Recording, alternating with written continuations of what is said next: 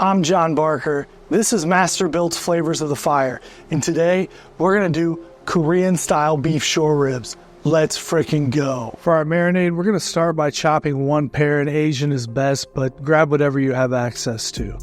Next, we're gonna rough chop one onion. Next, we'll grab about 4 cloves of garlic.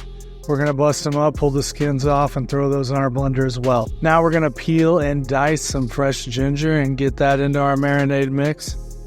For this recipe, we like our brown sugar like we like our coffee dark, and we're gonna go ahead and dump about half of a cup of dark brown sugar in. We're gonna use some soy sauce. I'm just using some kikkoman, and we're gonna put 1/4 of a cup right into our marinade mix. Rounding it out, we're gonna use about a tablespoon of mirin and a tablespoon of dark sesame seed oil. Now it's time to add about a half a cup of water and go ahead and blend everything down. Now we're going to cover the bottom of the pan with some of our marinade. We do this to make sure that the bottom of the meat is totally covered as well. Here's where we're going to get a little sultry, and we're just going to go ahead and lay that meat right down in that pan. Now you can put your meat into a bag and kind of slosh everything around, which will do the same thing.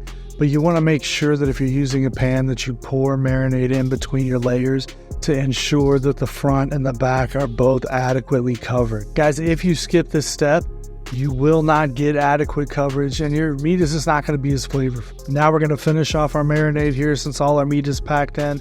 We're going to let this sit at room temperature for 2 hours.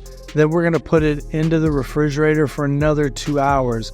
Don't over marinate this. The fruit is going to really break down those fibers inside and make it very tender. If you let it sit for too long, you're going to tear your meat up. It's going to be junk and it's not going to be as good. So here's what our meat looks like after 4 hours in the brine. If you take a close look here, you can see where some of the fibers have really been broken down pretty tight. So that's why you don't want to do it for more than about 4 hours. Now we've got our AutoIgnite up to 600 degrees. We've been running this bad boy all day making different videos. So I'm super stoked to get these on here finally. And we're gonna set them directly on the grill grates because we want as much flavor and heat as possible.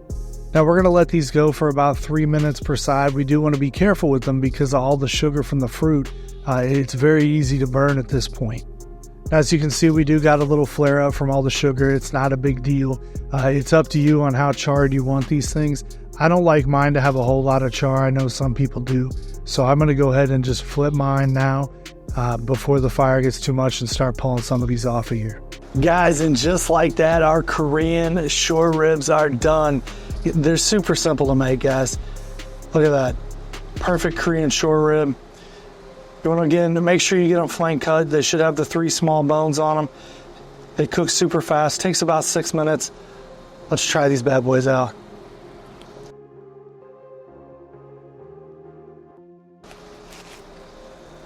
So much flavor, man. They're juicy.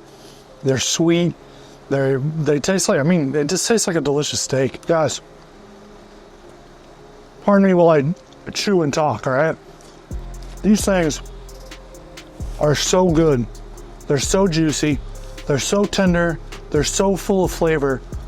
And they're very simple to cook. You should be cooking these at home. The AutoIgnite makes it even easier. I'm John Barker. This has been Masterbuilt Flavors of the Fire. Make sure you give it a like and subscribe. Check me out at Skull and Mortar everywhere. Make this recipe. Let me know what you think down below. Let's be friends. Hit me up. I'll try to respond. Masterbuilt, baby. Let's go.